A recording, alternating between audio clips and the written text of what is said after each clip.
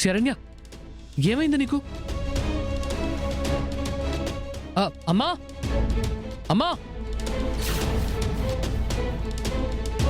దర్శన్, ఏమైంది? ఏంటి కంగారు పడుతున్నావు? అమ్మా, శరణ్యకి ఒళ్ళంతా కాలిపోతుందమ్మా. ఒంటి మీదేవో బొబ్బలు వస్తున్నాయి.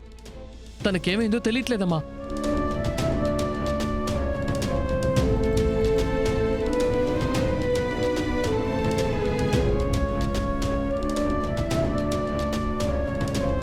అమ్మా, ఏమైందమ్మా తనకి? అమ్మవారు పోసింది నాన్న. అంటే ఇప్పుడు డాక్టర్ని పిలుద్దామా? లేదు, ఇది డాక్టర్లతో కాదు. దీని ట్రీట్మెంట్ వేరే ఉంటుంది నాన్న.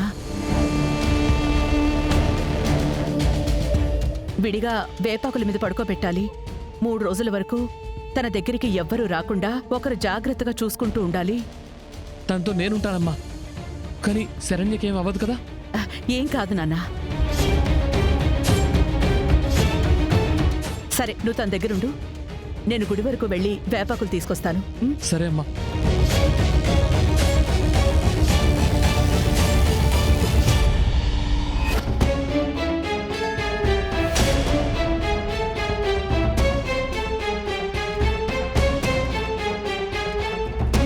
నమస్కారం ఆనంద్ భైరవి గారు.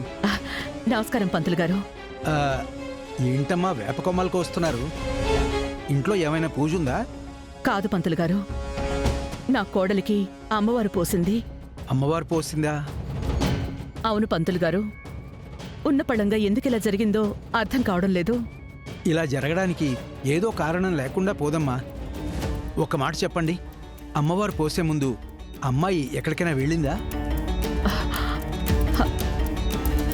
అవును పంతులు గారు, తప్పని పరిస్థితుల్లో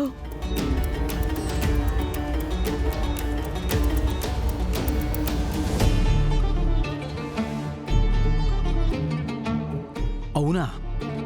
ఆ రాత్రివేళ అమ్మవారున్న అటువంటి చోటికి వెళ్ళడమే కరెక్ట్ కాదమ్మా. అమ్మవారి శక్తి, ఆరా ఆ ప్రదేశం అంతా వ్యాపించి ఉంటుంది. ఆ ప్రభావం బహుశా మీ కోడల్ని తాకి ఉండొచ్చు. అదేమైనా ప్రమాదమా పంతులు గారు? ప్రమాదమా అంటే అది తగిలిన ప్రభావాన్ని బట్టి ఉంటుందమ్మా. పరిస్థితి విషమించేది తెలీదు, విత్తులోనే బాధ తగ్గిపోయేది తెలీదు. ఏది ఏమైనా నివారణ చర్య లేకుండా ఏ బాధ తగ్గించలేము.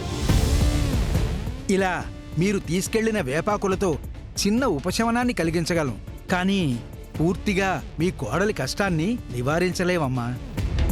అయితే నేనిప్పుడేం చేయాలి పంతులు గారు? పూర్తి నివారణ మార్గం ఏంటి? అమ్మవారిని శాంతింపచేయాలమ్మా. ఇంట్లోని ఎవరో ఒకరు దీక్షగా అమ్మవారిని కొలుస్తూ గండజ్యోతిని నెత్తిన మోస్తూ అమ్మవారికి బోనాన్ని నైవేద్యంగా సమర్పించాలి. అలా చేస్తే నా కోడలికి నయం అయిపోతుందా పంతులు గారు? తప్పకుండా తగ్గిపోతుందమ్మా. అయితే మీరు చెప్పినట్టే చేస్తాను. నా కోడలు మళ్ళీ మామూలుగా అయితే నాకదే చాలు పంతులు గారు. కానీ అమ్మా, అది చాలా కఠినమైన దీక్షమ్మా. పర్వాలేదు పంతులు గారు, నాకు నా కోడలు బాగవ్వడం కావాలి. ఆ కష్టం ఎంత కఠినమైనా సరే నేను భరిస్తాను. సరే ఆనంద్ గారు, అయితే అఖండ జ్యోతిని ఇంటి నుంచి వెలిగించుకుని చెప్పులు లేకుండా కాలి నడకన అమ్మవారి ఆలయానికి వెళ్ళి నెత్తిన ఉన్న అఖండ జ్యోతిని బోనంతో సహా ఆ తల్లి ముందు సమర్పించాలి.